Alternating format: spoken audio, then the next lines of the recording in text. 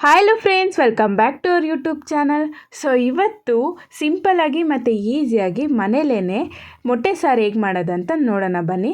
ಇವಾಗ ಒಂದು ಮಿಕ್ಸಿ ಜಾರ್ಗೆ 1-2 ಟೇಬಲ್ ಸ್ಪೂನ್ ಆಗೋಷ್ಟು ತೆಂಗಿನ ತುರಿ, ಅದಾದಮೇಲೆ ಶುಂಠಿ ಸ್ವಲ್ಪ, ಅದಾದಮೇಲೆ ಅರ್ಧ ಸಣ್ಣದಾಗಿ ಕಟ್ ಮಾಡ್ಕೊಂಡಿರೋವಂಥ ಈರುಳ್ಳಿ ಮತ್ತು ಚಕ್ಕೆ ಮತ್ತು ಲವಂಗ, ಅದಾದಮೇಲೆ ಸ್ವಲ್ಪ ಬೆಳ್ಳುಳ್ಳಿ ಮತ್ತು ಕಡಲೆಪಪ್ಪನ್ನ ಹಾಕ್ಕೋಬೇಕಾಗುತ್ತೆ. ಕಡಲೆಪಪ್ಪನ್ನೆಲ್ಲ ಹಾಕ್ಕೊಂಡ್ಮೇಲೆ ಇವಾಗ ಇದಕ್ಕೆ ಸ್ವಲ್ಪ ಗಸಗಸೆನ ಹಾಕ್ಕೋಬೇಕಾಗುತ್ತೆ. ಅದಾದಮೇಲೆ ಒಂದು 4-5 ಹಸಿಮೆಣ್ಸಿನ್ಕಾಯಿನ ಹಾಕ್ಕೊಂಡು ಇವಾಗ ಮಸಾಲ ಪೌಡರ್ನೆಲ್ಲ ಹಾಕ್ಕೊಳ್ಳೋಣ.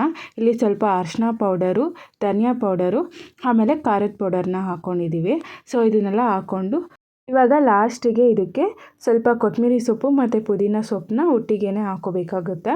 ಅದನ್ನು ಹಾಕ್ಕೊಂಡು 1 ಗ್ಲಾಸ್ ಆಗೋಷ್ಟು ಬಿಸಿನೀರನ್ನ ಹಾಕ್ಕೊಂಡು ಚೆನ್ನಾಗಿ ನುಣ್ಣಗೆ ರುಬ್ಕೋಬೇಕಾಗುತ್ತೆ.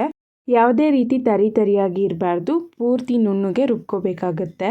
ಸೊ ಇದು ರುಬ್ಕೊಂಡ್ಮೇಲೆ ಇವಾಗ ಒಂದು ಬಾಣಲಿ ಇಟ್ಕೊಂಡು ಅದಕ್ಕೆ ಒಂದು 3 ಟೇಬಲ್ ಸ್ಪೂನ್ ಆಗೋಷ್ಟು ಎಣ್ಣೆ ಹಾಕ್ಕೊಳ್ಳೋಣ.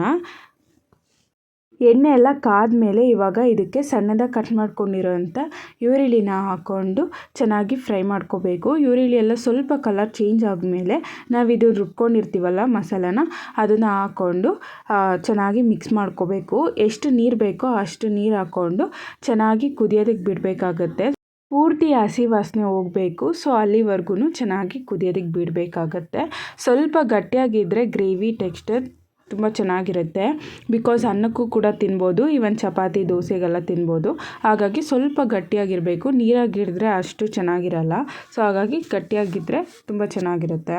ನೀವಿನ್ನೂ ನಮ್ಮ ಚಾನಲ್ನ ಸಬ್ಸ್ಕ್ರೈಬ್ ಮಾಡ್ಕೊಂಡಿಲ್ಲ ಅಂದರೆ ಸಬ್ಸ್ಕ್ರೈಬ್ ಮಾಡ್ಕೊಳ್ಳಿ. ಹಾಗೆ ಪಕ್ಕದಲ್ಲಿರೋ ಬೆಲ್ಲೈಕನ್ನ ಕ್ಲಿಕ್ ಮಾಡಿ. ಸೊ ದಟ್ ನಾವು ಹೊಸ ವೀಡಿಯೋಸ್ ಎಲ್ಲ ನಿಮಗೆ ನೋಟಿಫಿಕೇಷನ್ ಆಗಿ ಬರುತ್ತೆ. ಸೊ ನಮಗೆ ಎಷ್ಟು ನೀರು ಕ್ವಾಂಟಿಟಿ ಬೇಕೋ ಅಷ್ಟು ಚೆನ್ನಾಗಿ ಮಿಕ್ಸ್ ಮಾಡ್ಕೊಂಡ್ಮೇಲೆ ಇವಾಗ ಇದಕ್ಕೆ ಸ್ವಲ್ಪ ರುಚಿಗೆ ತಕ್ಕಷ್ಟು ಉಪ್ಪು ಹಾಕ್ಬಿಟ್ಟು ಈ ಥರ ಕುದಿಯೋದಕ್ಕೆ ಬಿಡಬೇಕಾಗುತ್ತೆ. ಸೊ ಇದು ಇನ್ನೇನು ಕುದಿಬೇಕಾದ್ರೆ ನಾವು ಚೆನ್ನಾಗಿ ಬೇಯಿಸ್ಕೊಂಡಿರ್ತೀವಲ್ಲ ಮೊಟ್ಟೆನ, ಆ ಬಾಯ್ಲ್ಡ್ ಮೊಟ್ಟೆನ ಹಾಕ್ಕೊಂಡು ಕುದಿಯೋದಕ್ಕೆ ಬಿಡಬೇಕಾಗುತ್ತೆ. ಅಂದರೆ ಲೋ ಫ್ಲೇಮಲ್ಲಿ ಒಂದು 2 to 3 ಮಿನಿಟ್ಸ್ ಕುದಿಯೋದಕ್ಕೆ ಬಿಟ್ಟರೆ ಸೊ ಮೊಟ್ಟೆ ಒಳಗಡೆ ಎಲ್ಲ ಮಸಾಲೆ ಎಲ್ಲ ಚೆನ್ನಾಗಿ ಹಿಡಿಯುತ್ತೆ. ಸೊ ಅಷ್ಟೇ, ಈ ರೆಸಿಪಿ ತುಂಬ ಸಿಂಪಲ್ಲಾಗಿ ನೀವು ಮಾಡ್ಕೋಬೋದು. ಜಸ್ಟ್ ರುಬ್ಕೊಂಡು ಅಡುಗೆ ಬರ್ದಿರೋರು ಕೂಡ ಈ ರೆಸಿಪಿನ ಮಾಡ್ಕೋಬೋದು, ಅಷ್ಟು ಸಿಂಪಲ್ಲಾಗಿದೆ. ಸೊ ನಿಮ್ಗೆ ಈ ರೆಸಿಪಿ ಇಷ್ಟ ಆದರೆ ಲೈಕ್ ಮಾಡಿ. Thank you for watching.